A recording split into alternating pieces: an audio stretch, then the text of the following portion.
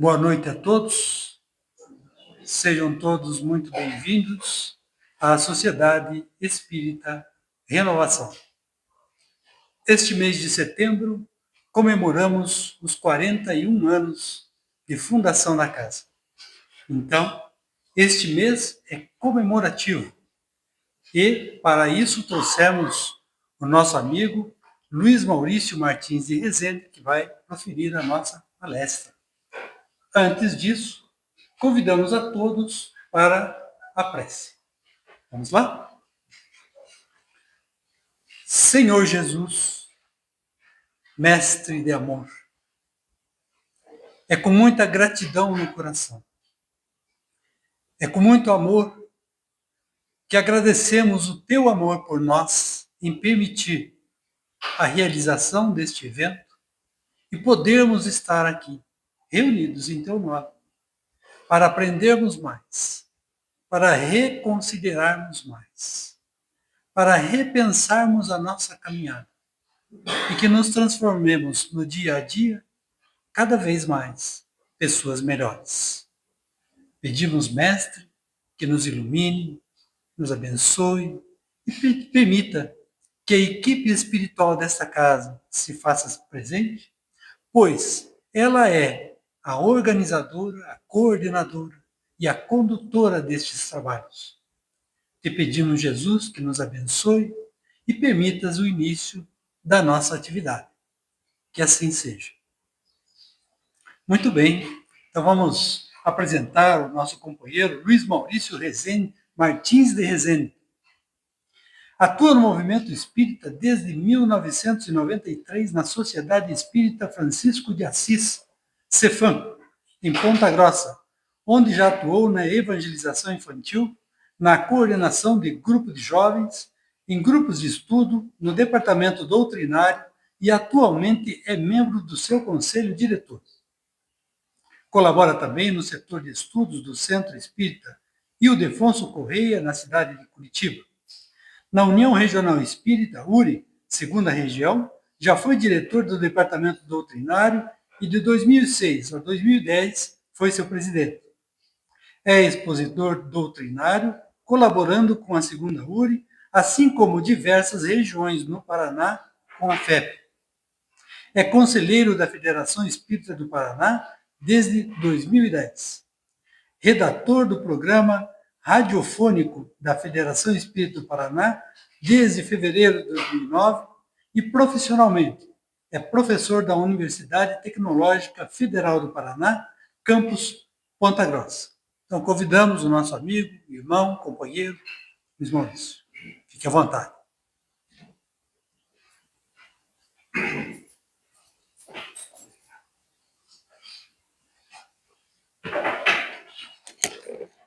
Boa noite a todos. É sempre renovada a alegria, a satisfação, particularmente quando temos oportunidade de retornar aqui a ser a Sociedade Espírita Renovação, quando,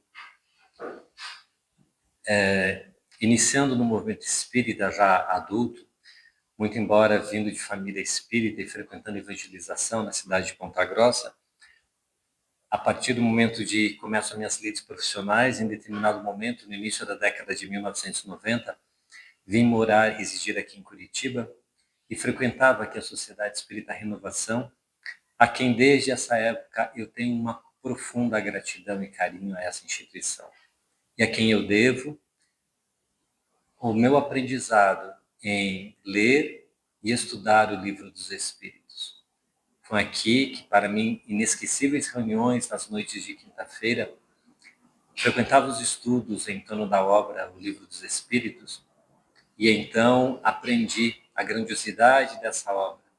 Exercício que até hoje o faço em outros grupos de estudo em torno do Livro dos Espíritos e que sempre rememoro ao aprendizado que tive nessa casa e a gratidão e a tudo que devo em torno desse aprendizado a essa instituição que muito me é cara ao coração. Sem falar dos inúmeros amigos que aqui reencontro a cada vez que venho aqui, alguns deles dessa época, outros colhidos no caminhar da vida, as amizades generosas, é sempre muito bom poder estar aqui. É interessante quando refletimos o que nos faz estarmos aqui nessa noite de quarta-feira. Afinal, por que eu decidi estar nessa hora e pouco aqui, quando poderia estar atendendo a tantos outros compromissos importantes, relevantes, significativos que a vida nos impõe? Algumas vezes as lides profissionais que se estendem até um pouco mais e demandam de nós um cuidado além do horário, ou então à noite quando nós dedicamos para estar com os nossos em nosso lar, junto aos nossos, estabelecendo alguma programação para o dia de logo mais, para as atividades profissionais, para organizar a casa, as relações com os filhos e tantas outras demandas, ou ainda atendendo algum convite social, profissional, percebamos que todas essas possibilidades e compromissos que se impõem na vida de encarnado são relevantes, importantes, significativos, mas os preterimos nesse instante. Os preterimos nessa noite porque privilegiamos ou priorizamos aqui estarmos. E se o fazemos, se aqui estamos nessa casa espírita, é porque, se fôssemos nos perguntar individualmente, cada um de nós traria com certeza um motivo muito peculiar e muito particular seu. Mas, apesar dessa particularidade, trazemos todos nós um denominador em comum que nos motiva a estar aqui. De uma compreensão de uma espiritualidade mais profunda, de um significado a respeito da vida com um matiz um tanto quanto diferente. Nasce em nós, ou começa a estabelecer-se mais aprofundadamente em cada um de nós, o entendimento da espiritualidade que o Espiritismo nos oferece de uma maneira privilegiada.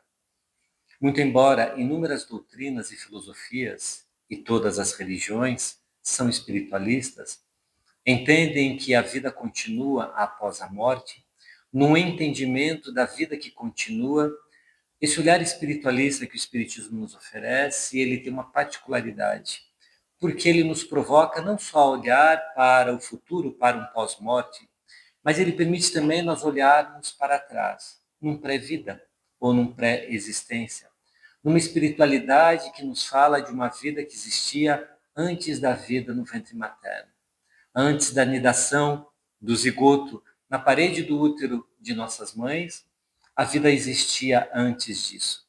Falando-nos então de uma jornada e de uma vida espiritual que apenas interrompe-se ou muda de frequência, ou começa uma nova etapa quando nós mergulhamos num corpo físico.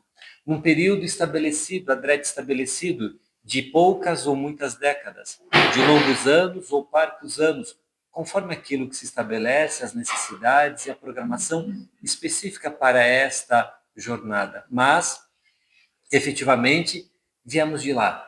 Saímos de casa a fim de uma jornada e de uma experiência muito peculiar, porque é uma experiência de mortalidade para quem é imortal. Somos espíritos imortais e quando convidados a encarnar, e num processo que se repete até o objetivo a ser alcançado, ou repetimos reencarnando, então reencarnamos com uma proposta muito clara, a de aprendizado. Nos apartamos de casa, saímos do lar de cada um de nós, da nossa origem, porque somos espíritos imortais, logo a mortalidade não nos pertence.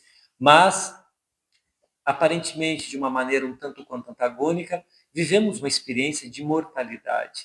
Vivemos a experiência de sair do mundo espiritual para mergulharmos profundamente num corpo físico. E, literalmente, célula a célula, estamos vinculados a esse corpo. Por quê? Quando o zigoto instala-se no ventre materno, quando aquele ser unicelular começa a se formar pela perfuração da parede do óvulo pelo espermatozoide, nós nos vinculamos magneticamente a esse corpúsculo. E todas as multiplicações celulares, desde então, até aquelas que se fazem hoje aos bilhões na renovação celular natural do corpo, ao longo de toda a existência e até o último sinal de vida, nós estamos vinculados, literalmente, célula a célula. Porque esses bilhões de células, primeiramente, num único tipo, as células-tronco, para depois especializações muito específicas, como neurônios, células epiteliais, células sanguíneas, ossos, com tantas características específicas e próprias, designadas para funções muito próprias, nós estamos vinculados magneticamente, a nossa energia, o nosso psiquismo, a este corpo físico. Então, estamos a ele vinculados, literalmente, célula a célula, nos seus bilhões de células. O que nos faz, então, somado ao fato de que os sentidos não corroboram, a memória já não nos ajuda, temos essa percepção, a sensação, a ilusão de que somos mortais.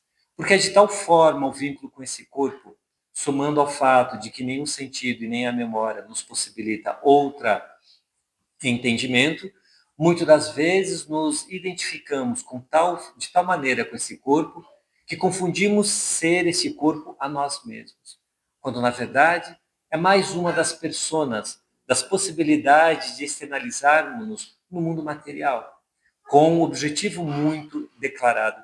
E Allan Kardec tem esse cuidado de perguntar aos espíritos, logo quando ele começa a parte segunda do Livro dos Espíritos, no segundo capítulo dessa parte, quando ele fala da encarnação, ele pergunta por que Deus impõe a encarnação.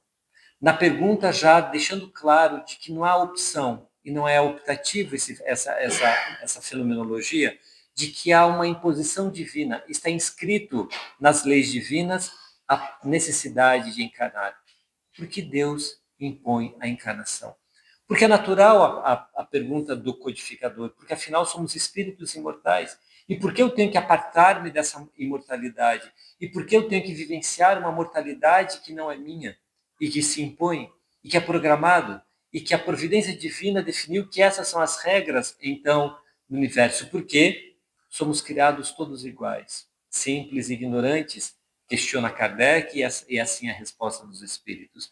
Somos criados todos da mesma forma e é a partir do processo e da experiência de encarnar, de mergulhar na carne, desde essa simplicidade e ignorância quando criados espíritos, até o objetivo final da encarnação, vamos repetindo esse processo, construindo em nós a capacidade daquilo que ainda dormita em nós em potencial.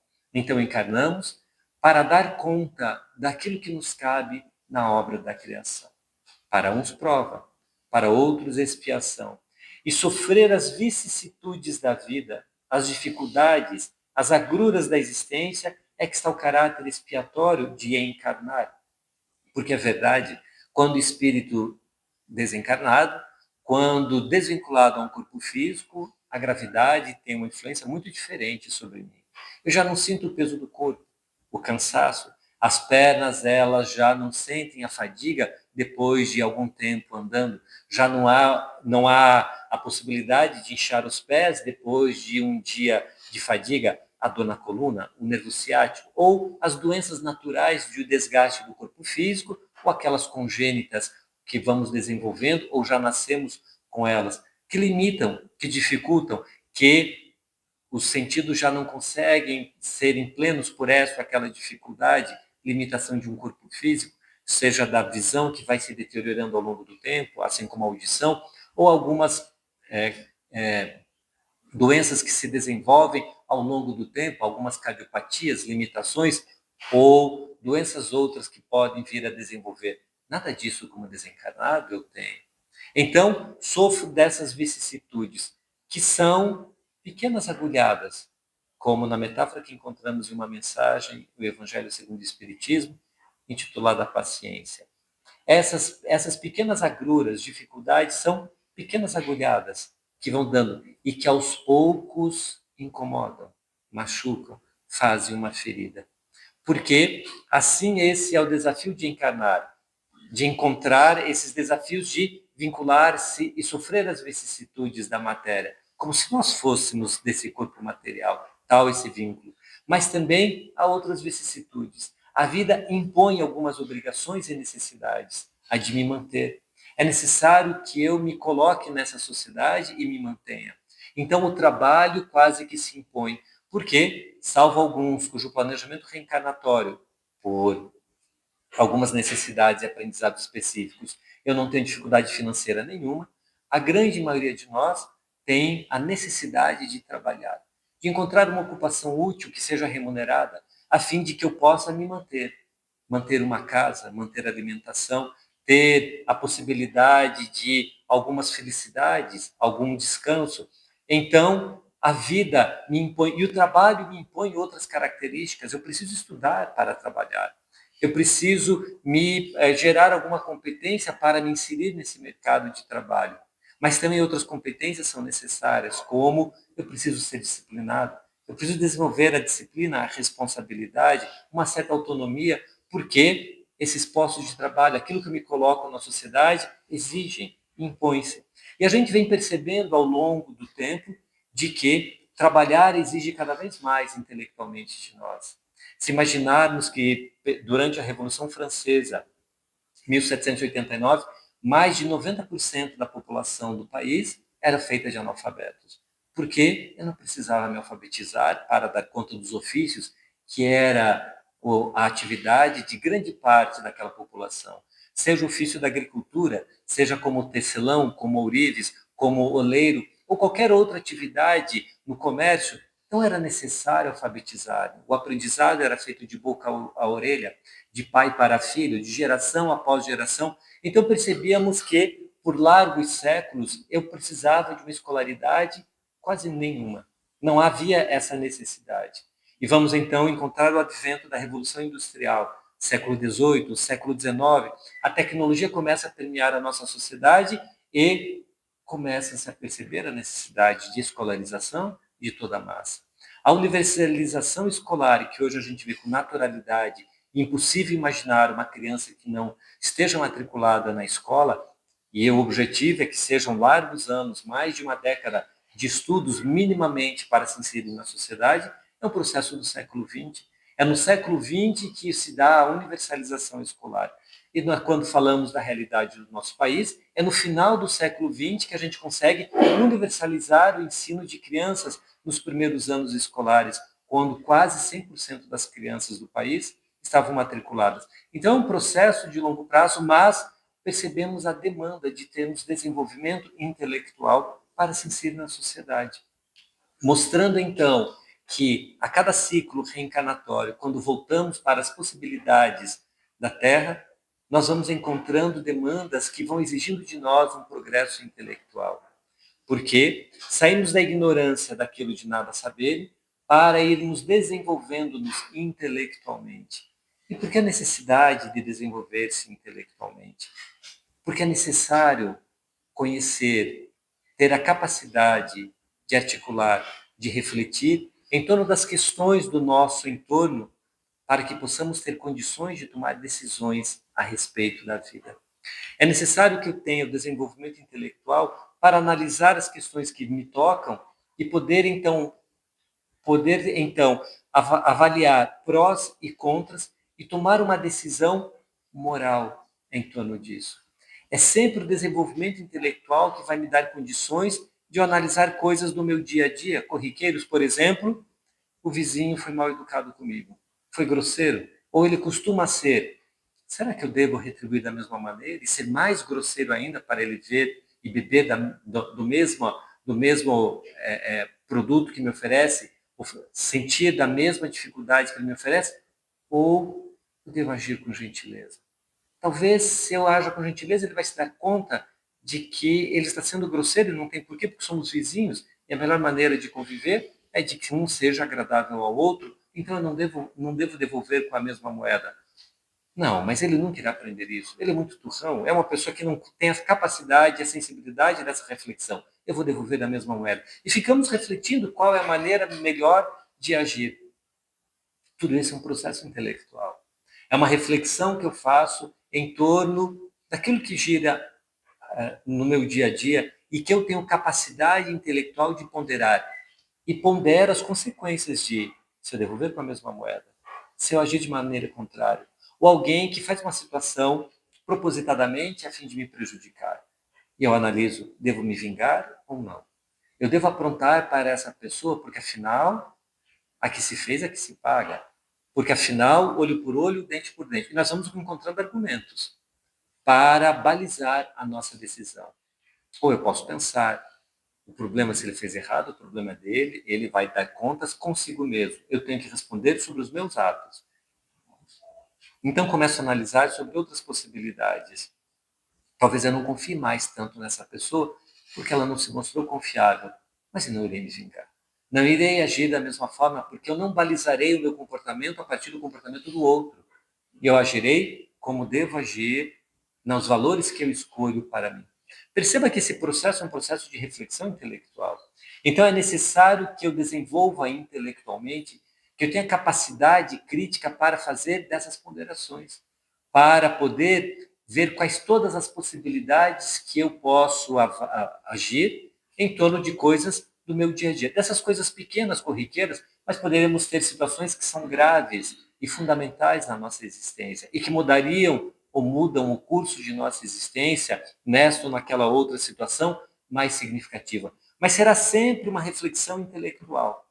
E por isso os espíritos nos dizem que o progresso, primeiro, é intelectual, para que eu tome decisões de caráter moral. A reflexão intelectual vai me balizar sobre decisões morais que eu tenho a agir em relação ao próximo, em relação a mim mesmo e em relação à divindade. Então, quando eu faço dessas ponderações, eu tomo a decisão e o agir é um agir que eu posso avaliar moralmente. A partir de reflexões intelectuais que eu faço, prós e contras, eu tomo a decisão e ao agir, essa decisão pode ser avaliada moralmente a partir do parâmetro ou da minha tomada de decisão. Porque se eu tenho condições de avaliar prós e contras de determinada situação, eu respondo pela minha tomada de decisão. É só a partir do momento que eu tenho capacidade intelectual de avaliar aquilo que eu faço, é que eu tenho condições de responder por aquilo que eu faço. Porque senão, se eu não tenho condições intelectuais de avaliar, eu ajo por ignorância. Eu ajo por instinto. E não por uma reflexão aprofundada. Por isso nós ficamos nesse dilema e muitas das vezes nos colocamos prós e contras. E quando nós queremos agir e percebemos que não é o caminho certo, nós achamos subterfúgios para aplacar a nossa consciência. Porque a avaliação moral de prós e contras dessa atuação, ela sempre vai ser analisada perante a nossa consciência, perante os valores que eu carrego na consciência, perante a reflexão que eu tenho, a capacidade de reflexão que eu tenho, a capacidade intelectual que eu tenho de fazer essa ponderação. Então, quando eu consigo ponderar qual o melhor caminho a seguir, eu estou avaliando essa situação conforme a minha consciência. Tomar posse da nossa consciência é desenvolver a capacidade intelectual de refletir em torno de atos e consequências sobre aquilo que eu vou agir, sobre a minha relação e influência no mundo, seja em relação à sociedade, ao mundo, à natureza, às coisas de Deus, seja em relação ao próximo, às pessoas que me cercam, seja em relação a mim mesmo. Eu devo mentir ou não? Eu poderia me apropriar desse dinheiro que não me pertence e ter uma vida confortável ou não? Eu devo prejudicar o outro que me prejudicou e devolver na mesma moeda ou não? São todas essas ponderações que são de caráter intelectual, reflexivo e que eu faço. E que eu sei quais as melhores atitudes a tomar ou não. Porque a partir do momento que eu tenho condição de avaliar prós e contras, eu tenho condições de avaliar qual é a melhor maneira de agir. Por aquilo que está consoante com a minha consciência, eu entendo ser a melhor maneira de agir. Mas por que nós não agimos sempre conforme a nossa consciência? Por que eu insisto em agir em situações que muitas das vezes vão de encontro, afrontam a minha consciência? E quando eu faço, eu arranjo argumentos para aplacar a minha consciência. Como desses que eu comentava há pouco. Eu só vou fazer isso porque eu fui provocado, porque senão eu não faria. Eu sou uma pessoa boa, mas não me provoque. Eu só fiz isso porque pisou no meu calcanhar de Aquiles. Comigo é assim, bateu, levou. Mas se me tratar bem, eu trato bem os outros. Perceba que são argumentos de quem justifica uma ação como se ela fosse justificada por ser uma reação. Então o outro fez, eu reajo. Como se isso fosse uma justificativa e conseguisse aplacar a minha consciência de um erro que eu sei que vou estar fazendo. Que irei fazer, porque eu percebo que eu não quero perdoar, eu quero me vingar. Mas por que eu quero me vingar? Porque eu abro mão daquilo que a minha consciência diz para agir conforme valores que eu decido, tomados não pela consciência, mas pela vaidade, pelo orgulho ferido, pela prepotência, pela arrogância que muitas das vezes carregamos, esse turbilhão emocional que nós trazemos e que muitas das vezes turva o nosso olhar daquilo que deveria ser simples. Mas quando eu analiso, eu devo ou não agir erroneamente com alguém? Não, eu claro, eu sei, eu não devo fazer mal a ninguém, mas ele fez mal comigo. Então, eu começo a buscar justificativas para dar vazão a emoções que não deveriam perambular, não deveriam habitar a minha intimidade emocional, mas ainda existem. Então, eu vou agindo e algumas vezes eu dou vazão para essas emoções e executo aquilo que vai de encontro à minha consciência, que fere a minha consciência. E, para eu não ficar em crise de consciência, eu aplaco com esses argumentos de que eu não dou uma briga para, não dou um boi, eu dou um boi para não entrar numa briga, mas uma boiada para não sair, porque se me provoca. E percebam que todos esses ditados populares, essas frases prontas, são uma argumentação para aplacar uma consciência que sabe que está sendo infringida pelo ato e que eu decido não seguir as leis da minha consciência, mas seguir as leis das minhas emoções, muitas das vezes turvas e perturbadas, maculadas por emoções como o egoísmo, como o orgulho e as suas derivadas, como a minha arrogância, a minha vaidade, o meu orgulho ferido. E aí então, quando eu ajo de encontro às leis de Deus, quando eu afronto as leis divinas, inevitavelmente, em algum momento, esses argumentos que tentam amenizar a consciência, eles vão cair por terra. Porque ele não consegue confrontar-se com a realidade.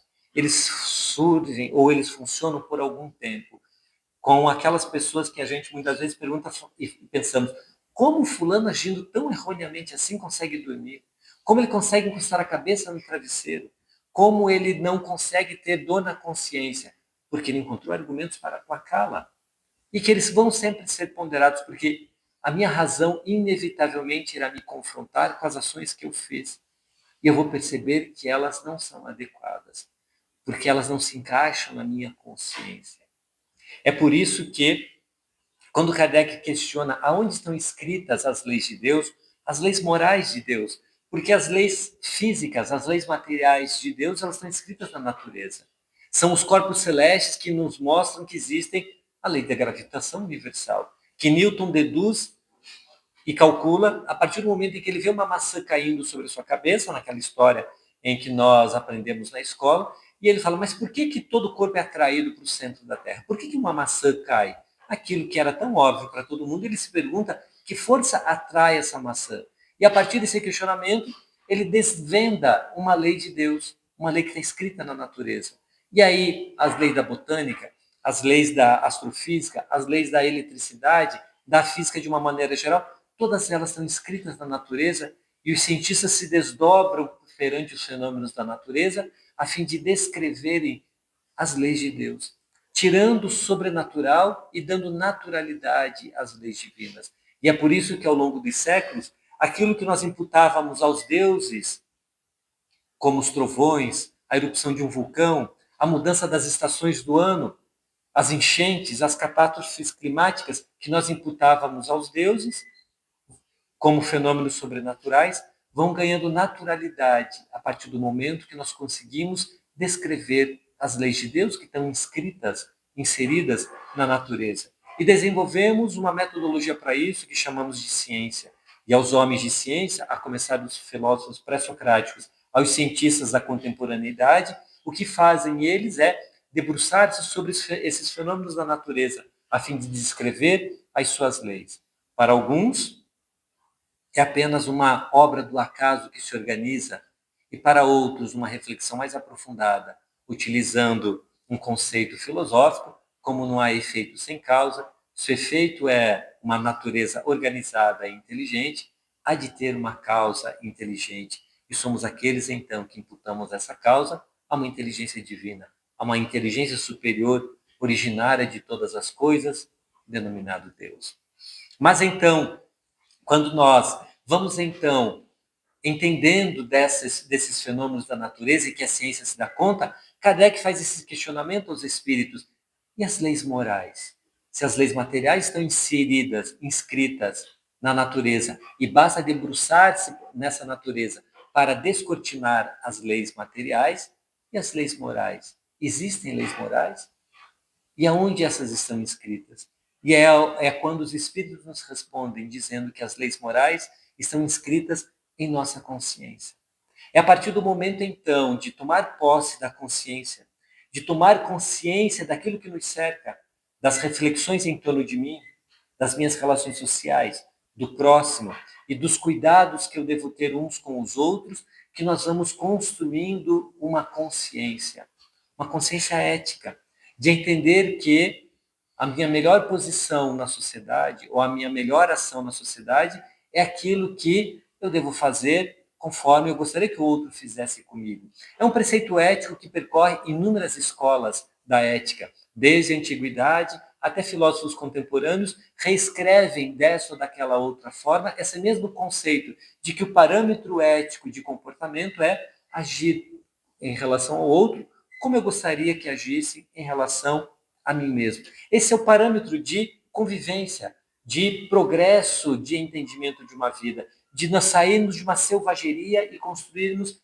aquilo que o sociólogo Norbert Elias chama de processo civilizatório, de nós construirmos uma sociedade onde vamos nos tratando melhor, onde não é a lei do olho por olho, dente por dente, que já é um progresso, porque afinal, quando nós definimos que eu só posso fazer com o outro aquilo que o outro faz comigo, eu não dou exagero. Você cortou a minha orelha, eu vou te matar. Não, olho por olho, dente por dente. Cortou a minha orelha, eu corto a tua orelha. Só uma, se você me cortou uma, e não as duas, porque é um exagero. Então, é um parâmetro de justiça, um tanto quanto bruto, mas é um parâmetro de justiça. E nós avançamos, então, a partir dessas reflexões filosóficas, no entendimento de que o meu parâmetro de comportamento com o outro deve ser aquilo que eu desejaria que o outro se comportasse em relação a mim mesmo. Então, eu vou construindo esse entendimento ético de como eu devo me comportar. E são inúmeras as escolas e os defensores desse parâmetro, que é uma análise da consciência. E todas as vezes que eu ajo não conforme eu gostaria que o outro agisse comigo, mas conforme o outro agiu comigo, então o outro erra e eu repito este erro, eu percebo que isso gera uma certa distonia em mim, que eu não me sinto confortável, em que quando eu concluo um processo de vingança, quando eu consigo devolver no outro a mesma moeda ruim que o outro me ofereceu, eu não me sinto à vontade, eu não sinto paz, eu não sinto tranquilidade no coração. Eu continuo com o mesmo desconforto. Ah, me vinguei. Ele provou do mesmo veneno. Agora ele vai ver como é que se lida comigo. Mas não há paz, não há tranquilidade, porque eu utilizei um parâmetro de não da minha consciência, não o entendimento que eu gostaria de fazer com o outro, como eu gostaria que fizesse comigo. Eu agi com o outro, como o outro agiu comigo. Quem definiu o meu parâmetro não fui eu, foi o outro. O outro, ao agir erroneamente comigo, definiu o parâmetro de que eu vou agir erroneamente com ele, porque eu ajo conforme o outro agiu comigo, e não como eu devo agir, não conforme a minha consciência, mas como parâmetro de comportamento do outro. E então nós vamos encontrar reflexões socráticas, aristotélicas, Platão, na sequência, trazendo desses conceitos que depois do iluminismo, filósofos iluministas, a partir de Immanuel Kant e tantos outros, vão dando esses parâmetros de um comportamento ético-moral de relação com o outro. Mas é interessante que nós vamos encontrar também no cristianismo, na fala de Jesus, esse parâmetro de não fazer ao outro o que não gostaríamos que fizesse. É um parâmetro de igualitário e que toda a ética ela é consentânea e entende esse parâmetro coerente. Mas quando nós nos aprofundamos um pouco mais na proposta de um comportamento ético-moral cristão, nós vamos ver que só esse parâmetro é pouco. Porque Jesus inicia, ou parte desse parâmetro, como uma boa referência, mas ele dá um passo à frente, ou um passo a mais, um passo além daquilo que a ética nos propõe. Se a ética nos exige e nos propõe um comportamento de que eu gostaria de tratar o outro, como eu gostaria que fosse tratado pelo outro, a moral cristã nos convida a agir com o outro além daquilo que o outro agiria comigo. Quando Jesus nos convida a amar os nossos inimigos, é amar alguém que não me ama. É compreender alguém que não me compreende. Orar por quem me persegue e me calunia é ter um comportamento diametralmente oposto daquele que age comigo. Porque quando alguém me calunia, eticamente eu falaria, eu não vou caluniá-lo, eu vou permanecer em silêncio. Jesus nos propõe a orar por outro, não de ter uma postura de eu não vou agredi-lo, é de eu vou agir proativamente a favor daquele que está me prejudicando. É um parâmetro muito diferente daquele que a ética nos oferece. É um avanço muito maior de uma exigência de comportamento que não é ético, é amoroso. O cristianismo pede de nós não um comportamento ético, ele nos pede um comportamento amoroso, que obviamente vai ser ético, mas é um passo além da ética.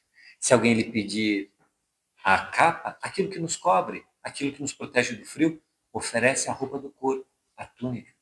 E se alguém me pedir andar 2.000 passos, se alguém lhe pedir andar 2.000 passos, caminha 3.000. Perceba que esses parâmetros que Jesus nos coloca, eles são muito além da capacidade de reciprocidade do outro. E por isso, quando indagado pelo doutor da lei, qual o maior mandamento da lei de Deus? E é interessante esse diálogo descrito por 3 evangelistas, com pequenas mudanças entre eles, porque só João não descreve esse encontro, e todos os outros 3 o fazem, cada um à sua maneira, mas em síntese são semelhantes. Porque imagine a figura de um doutor da lei. Era um homem alfabetizado num mundo de pessoas analfabetas. Era uma pessoa que frequentara escola num mundo parcos de escola. Era uma pessoa muito bem vestida porque as suas insígnias, a sua roupa, denotavam o mais alto grau hierárquico, religioso, social e jurídico daquele povo. Era alguém que pertencia ao sinédrio, àqueles que definiam aquilo que seria equivalência à alta Câmara Legislativa dos nossos países, ao nosso Senado.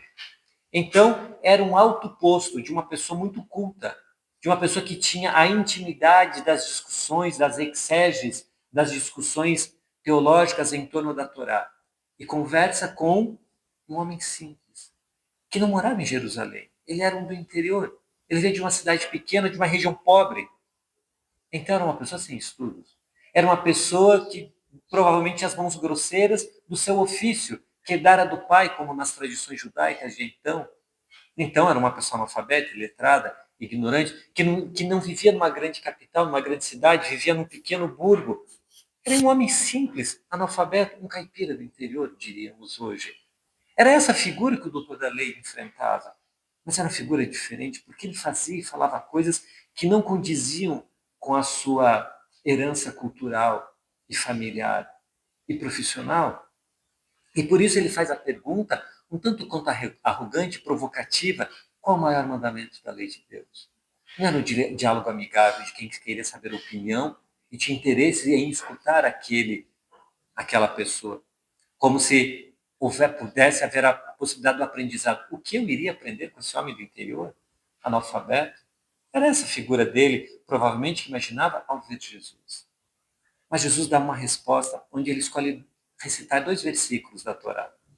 O primeiro deles, o mais clássico, que todo judeu conhecia e aprendia desde pequeno, porque consagrava a sua crença no Deus único.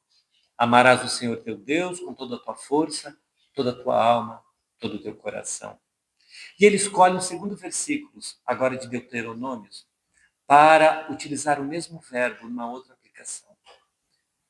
Eis o primeiro mandamento, quando ele recita esse versículo. Para recitar logo em seguida um segundo versículo, esse de Deuteronômios, dizendo: amarás o teu próximo como a ti mesmo.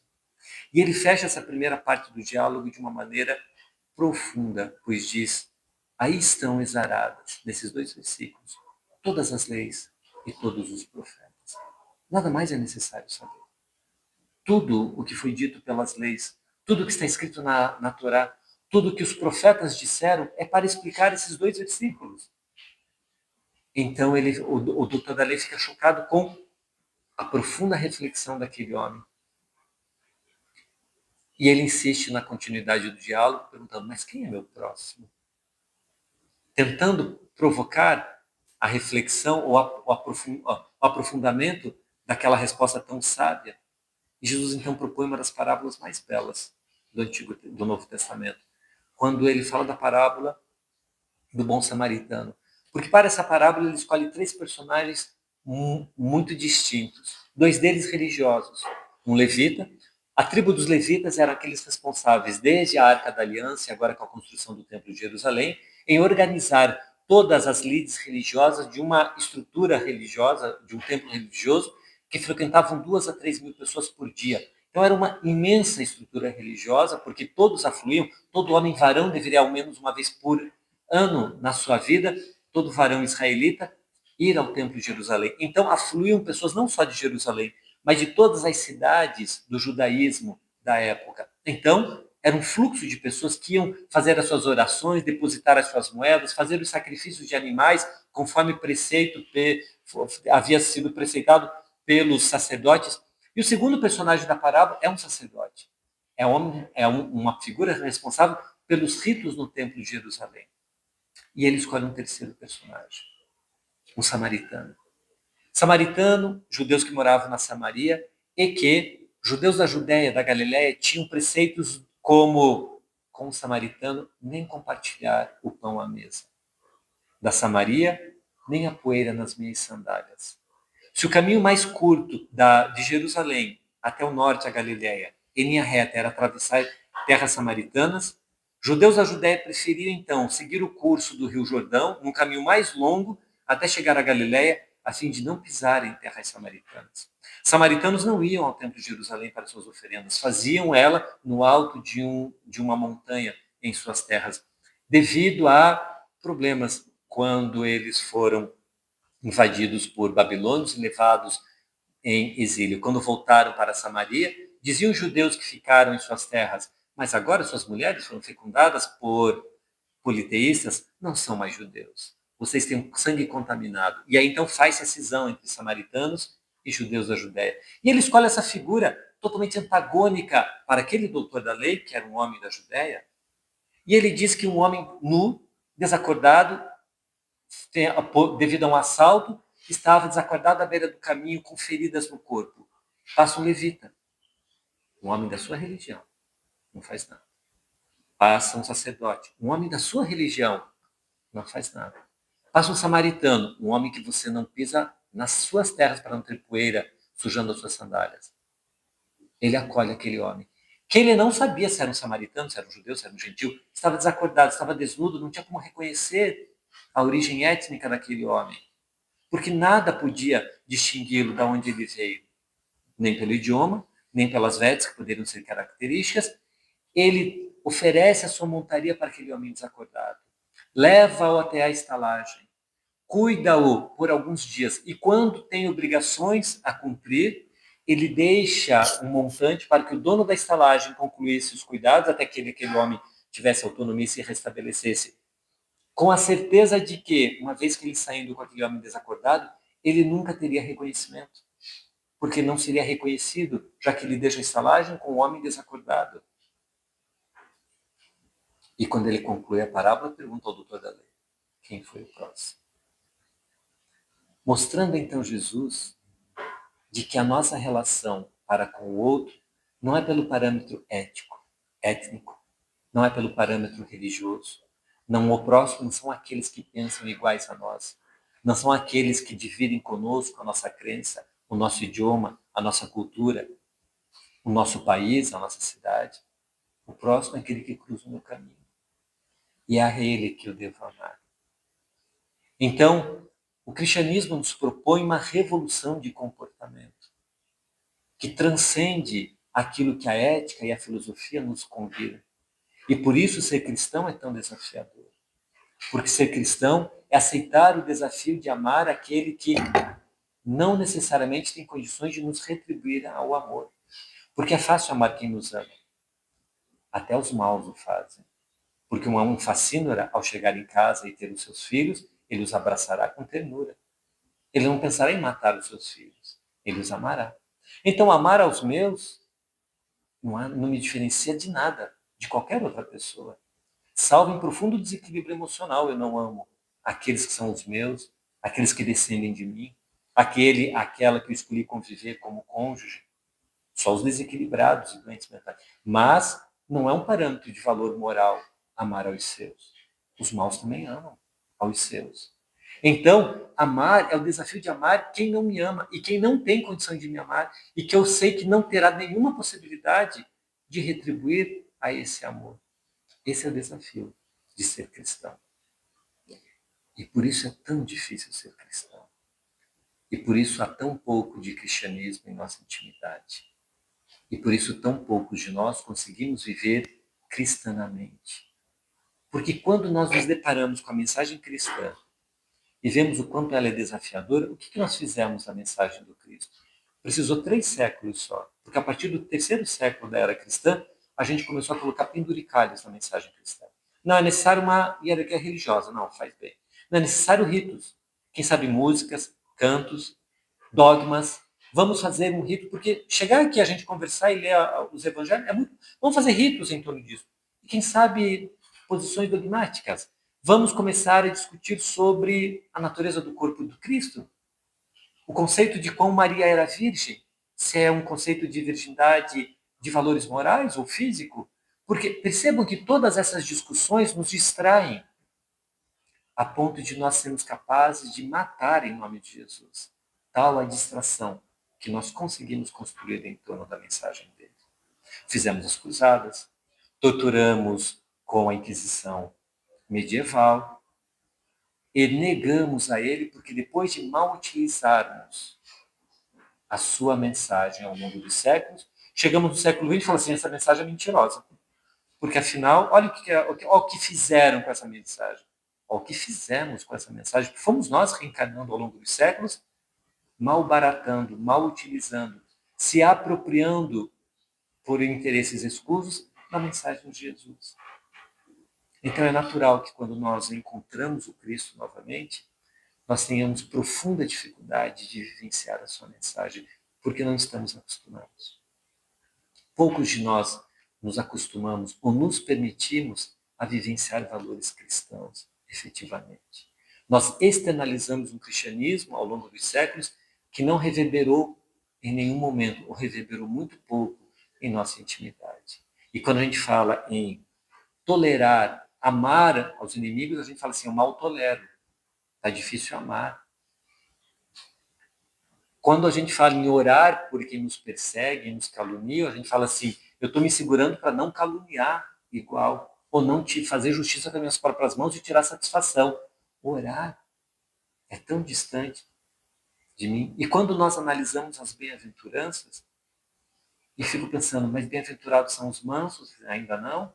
Misericordiosos, muito pouco. Pacificadores, eu acho que não. E a gente vai andando as bem-aventuranças e poucas delas existem dentro de nós.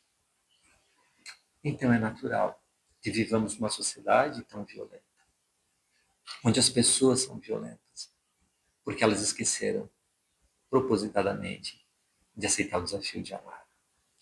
E por que nós reencarnamos numa sociedade tão violenta? Porque nenhuma outra possibilidade nos sensibilizou à mensagem do Cristo. Então é necessário que nós nos exasperemos, cansemos de tanta violência, a fim de que depositemos as nossas armas, abandonemos as nossas armas de violência. Porque muitos de nós falam, mas eu jamais bateria em alguém, ou mataria alguém como tantos fazem. E por que eu tenho que conviver numa sociedade onde as pessoas matam por furto de um celular, ou por um desentendimento no trânsito, ou porque o entregador de comida não fez aquilo que ele gostaria que fizesse, ele entregasse a porta, ele teve que descer no prédio do apartamento, então eu vou lhe matar porque isso é uma avilde. Eu não sou violento assim, por que tenho que conviver com essas pessoas? Porque não abandonei de toda a minha violência. Porque sou violento no julgamento, Eu sou violento no comentário. Eu sou violento nos comentários da rede social. Eu sou violento quando eu não tenho um olhar de indulgência, de compreensão, de gentileza, com as limitações do outro, com o comportamento errado do outro. Eu sou violento quando exijo que o outro me tratem como eu gostaria de ser tratado e não como o outro consegue me tratar com as suas limitações. Então nós guardamos ainda muita violência em nossa intimidade e pouco cristianismo. Então fomos convidados a reencarnar numa sociedade violenta para que nós cansemos dessa violência e finalmente possamos nos dizer cristãos, ensaiar essa consciência cristã, esse entendimento de que ser cristão é efetivamente amar ao próximo sem esperar reciprocidade nenhuma, nesse exercício de que o amor se basta e vivenciar o amor é o suficiente. Muita paz a todos nós.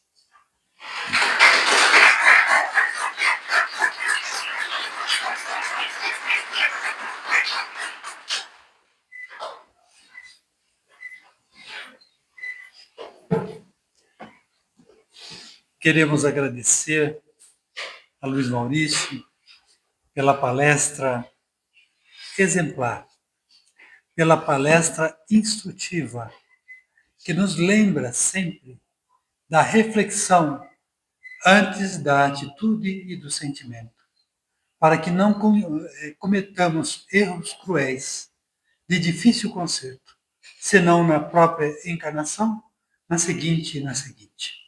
Muito obrigado. Muito bem. Então, dando continuidade à nossa atividade, nós vamos recomendar um livro que é Convites da Vida, do Espírito Joana de Ângeles, psicografia de Divaldo Pereira Franco. Este livro, ao longo da vida, de Divaldo Franco, ao longo da vida, para dar quer o que ao longo da vida, para onde quer o ser humano se volte, onde quer que ele se encontre, receberá os incessantes convites da vida. A obra é composta de 60 mensagens, as quais são convites à reflexão, à humildade, ao desprendimento, à fé, ao dever, à luta incessante pela sublimação, à paciência e ao Cristo.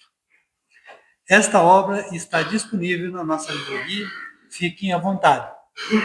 Agora convido a todos aqueles que receberam a mensagem para que deem uma olhadinha na numeração que aí está.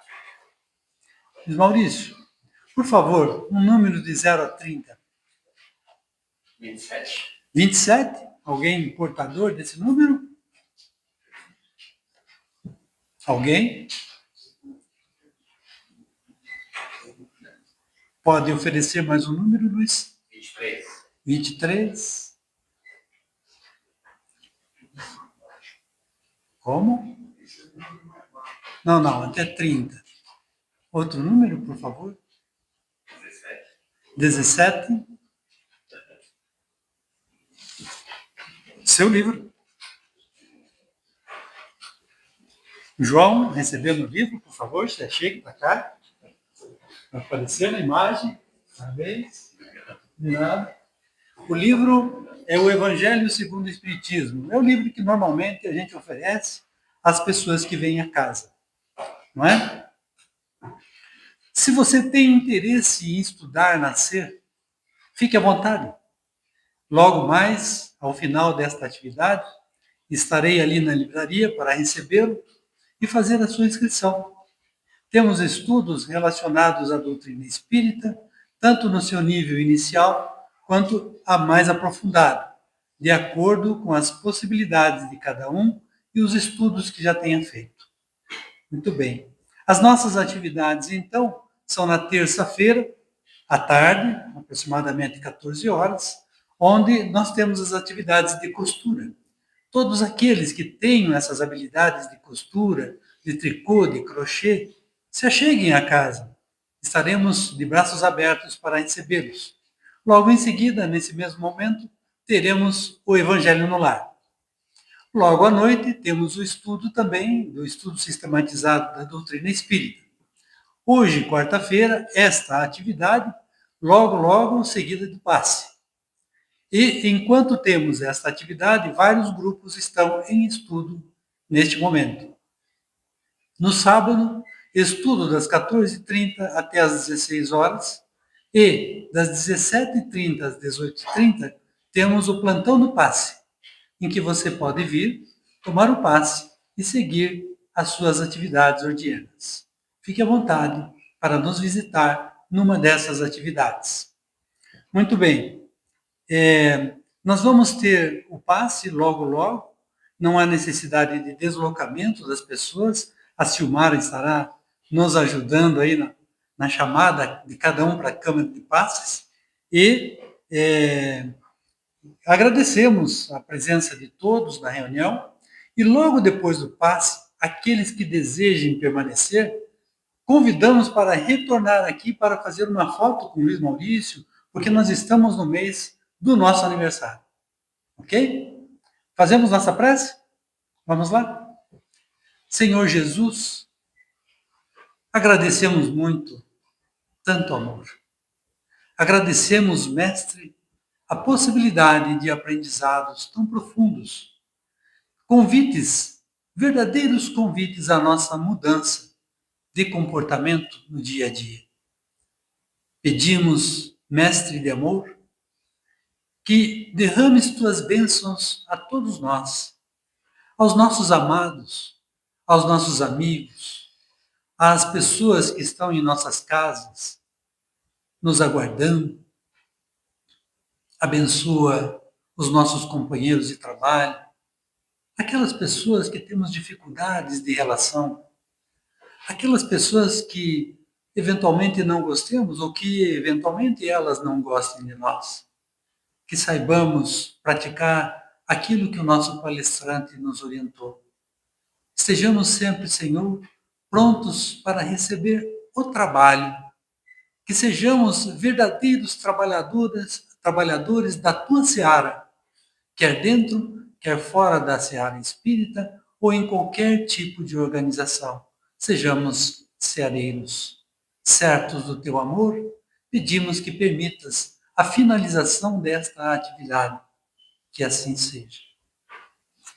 Bem.